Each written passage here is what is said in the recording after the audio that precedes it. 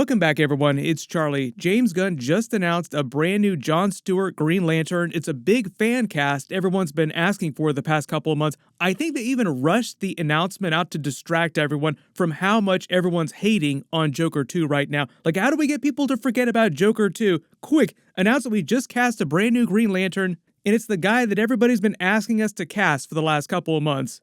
You could just feel the vibes coming from behind the scenes, like, please stop thinking about Joker 2 and start thinking about the stuff that we're really excited about.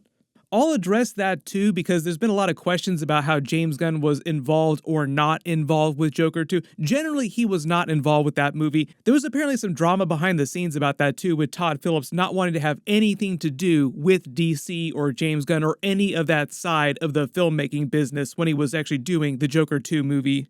No surprise the guy that just directed a movie that bears no resemblance to DC movies didn't want to have anything to do with DC when he was making said movie. But the Green Lantern news is actually pretty awesome, so I am happy that they announced this. If you're brand new to the channel, be sure to subscribe to get all the videos. Of course, I will do episode videos for this Green Lantern HBO series when it premieres. If you didn't see the news, Pierre is playing Jon Stewart Green Lantern in the DCU now. Both the Green Lantern HBO series and the upcoming DC movies inside the DCU. Remember, there will be some Elseworlds movies, but for the most part, all the live-action movies going forward are meant to be connected. This also means that Pierre will probably be on the new version of the Justice League once it forms in future movies. That's not going to be for a while, but they're slowly putting together their Justice League characters in the background of the DCU right now. Superman is just like the first real big one. They're actually kind of doing a proto version of a Justice League team during that new Superman movie next year, but they're not the actual Justice League. They just resemble a version of the Justice League International from the comics crossed with the Terrifics from the comics. We'll start getting some trailers for that new Superman movie at the end of the year, so we'll learn more about what's going on with that team during the film pretty soon. Most of my feed the last couple of months while they've been working on casting these new Green Lantern actors have been fan casting Pierre as Jon Stewart, mostly based on his performance in Rebel Ridge. Like, that's the thing that tuned everybody into him. Here come your peeps. Chief! You want to honor that deal, or do I gotta transition to Put E? some distance between you. Let's not do that. The funny thing about that, to think there wouldn't be that much hype behind him if John Boyega had not dropped out of Rebel Ridge. If you haven't seen that movie on Netflix, he actually kills it during it. Pierre played the character that John Boyega was supposed to play, so thank you, John Boyega, for dropping out of that movie. James Gunn did specifically say that Rebel Ridge isn't the reason why they cast him. He just blew them away in the casting sessions that they did the old-fashioned way. And if you've been keeping up with the wider DC universe for like the last several years, you might actually remember him more for his role as Dev M during the Krypton series. That's right, he's already been part of the DC universe.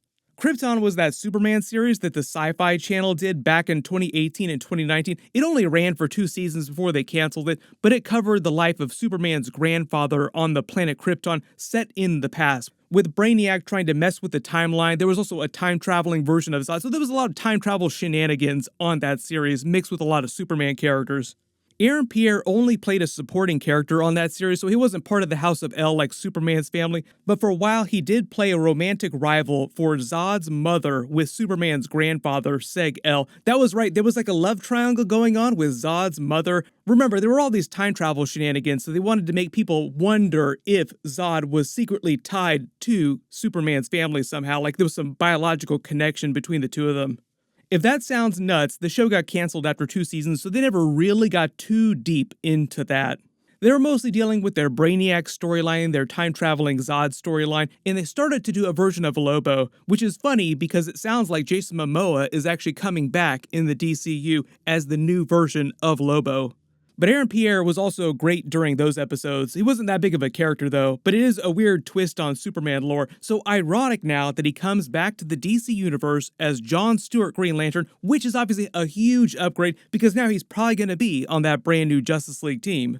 During the HBO series, he's going to be the younger Green Lantern partnered with the older Hal Jordan Kyle Chandler. I've already done a video on Kyle Chandler. I don't think he's going to be a total rookie during the series, but a relatively new Green Lantern paired with the grizzled veteran. If you see people wondering about what's going to happen to Hal Jordan, is he going to turn into Parallax? Are they going to do a 0-hour storyline in the future of the DCU? Because the whole idea is that Hal Jordan is much older during the Parallax storyline.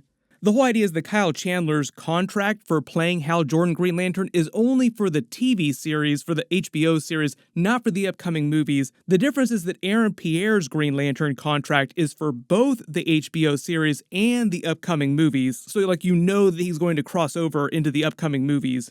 So that's why a lot of people are wondering if they're going to Ned Stark Kyle Chandler's Hal Jordan. Will they try to kill him off, or is he going to turn into a version of Parallax, or what's going to happen to him in the future? Because Hal Jordan, really, really big character, obviously. The whole synopsis for the series that they've released so far is that they're investigating a mystery that will shake the foundation of the entire DCU heading forward, with the plot carrying forward into the movies. So the fact that they keep calling it True Detective in the DC universe makes it sound like true crime, like a murder mystery. And they're saying this murder that they investigate happens inside America's heartland, which basically means the Midwest if you're not from America. Think Smallville, Kansas, like Smallville is in America's heartland. But the person who's dying that they're going to be investigating will not be the new Superman. It's just going to be someone really important from the DC universe inside the Midwest somewhere. So just assume they find the dead body of a really important DC character, and unraveling the mystery of how they died, who killed them, all these circumstances, leads to some universe-altering consequences. And it sounds like it'll eventually lead to their first new Justice League movie in the next 4 to 5 years, depending on how quickly they plan on moving to full-blown Justice League. But a big part of the reason James Gunn said that he's rebooting the whole DCEU into the DCU, recasting a lot of the actors, basically starting fresh with a lot of stuff, is so that they can actually take their time, this time in building up to a Justice League, instead of just going straight from 0 to 100 miles an hour, the way that they did with the DCEU. So that's why it might be 4, 5, even 6 years before we see the next Justice League movie. You'll have time to have met all these characters, they'll have time to develop all the different Justice League characters in a couple movies, in a couple TV series, before you actually see them all team up together. Which I actually think is the smarter way to go. And in fact, a lot of you who've been watching the news the past couple years with the castings, James Gunn said all the announcements about the different movies and TV series, his new Justice League team will be closer to the animated version of the Justice League, which was a great TV series. If you haven't seen those episodes, I would recommend checking them out. I haven't seen any news about what they're doing with Martian Manhunter, only James Gunn implying that he already exists in the universe somewhere. And he did say that they don't plan on casting a new Wonder Woman for a good long while. We're not going to meet her for a while. Same thing with the new version of the Flash, and he's been really quiet on who the new Batman is going to be. I don't think the brand new Justice League is going to be exactly like the animated Justice League, but I'm assuming at least 7 members. Martian Manhunter would be like the super deep cut if he does put him on the team. He's really going for deep cuts. Zack Snyder did do Martian Manhunter, and he filmed some John Stewart Green Lantern for his version of Justice League, but a lot of that wound up hitting the cutting room floor, deleted scenes, when he left the project, and then had to secretly do the John Stewart Green Lantern stuff without the studio knowing about it, because they specifically told him not to do it. I did a whole bunch of videos about all these special scenes back when he released the Justice League Snyder Cut a couple years ago. After they released that movie, that's the reason why you saw Zack Snyder releasing all that secret footage that he filmed at his own house of the Green Lantern scenes, just because the studio specifically got really pissed off at him for trying to film that stuff. James Gunn didn't specifically say if Nathan Fillion's Guy Gardner is going to show up during the series. He implied that he might a little bit, but there's a good chance that he does, given that he's one of Earth's current 3 known Green Lanterns. So it would be weird if all the Green Lanterns of Earth's sector in space were assigned to a very important case by the Green Lantern Corps, and Guy Gardner did not show up at some point. Side note, please don't kill him off during the new Superman movie. But it does sound like Guy Gardner is on this other team in the Superman movie that Maxwell Lord is either sponsoring or running. So my assumption is that if he does show up on the Green Lantern HBO series, it'll only be a small crossover, since most of the series is just meant to focus on just Hal Jordan in John Stewart. Think more of the vibes of True Detective Season 1, not the subsequent seasons. Another funny DC connection too, talking about wider DC universe. Colin Farrell, who is now playing the Penguin on that Batman HBO series, which I'm doing episode videos for, also starred in a subsequent season of True Detective. I was not a big fan of his season of True Detective, but he did star in a season of True Detective. The other big talk recently has also been about the new version of Flash because we just had the 10-year anniversary of the Flash TV show pilot. That's how long ago the Flash pilot was. Don't you feel old now? Still one of the best pilots in the DC universe and just in TV in general. It was just an amazing first episode of television. Still bummed that Grant Gustin did not get a cameo during the Flash movie, but the fact that they've done 2 Barry Allens at the same time for the past 10 years means there's a pretty solid chance that James Gunn's Flash winds up being the Wally West version instead. You might remember that Michael Rosenbaum, of all people, Lex Luthor, played that version of Wally West. I was the voice of the Flash for 10 years. Wait. What? Yeah. I know what these boys are going through.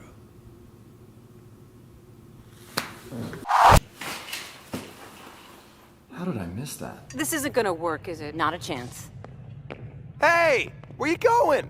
Come on. I talked a lot about Michael Rosenbaum's version of Lex Luthor when I was talking about the Superman movie, just because James Gunn acknowledged his version of Lex Luthor as the best Lex. The whole joke there, though, is that he's probably not going to have a cameo inside the Superman movie. I'm not expecting it to happen. But there's a bunch of stuff coming up. If there's any big questions you have about what's going on with Green Lantern or other DC-related stuff, just write it below in the comments and I'll add to my future bonus videos. Like I said, I'm in the middle of doing Penguin episodes. My episode 4 video will post on Monday morning. It is supposed to be a banger, so if you're not watching the series, be sure to start watching the series. Everybody click here for my Joker 2 review and click here for that Joker 2 end credits scene. Thank you so much for watching, and I'll see you guys in the next one.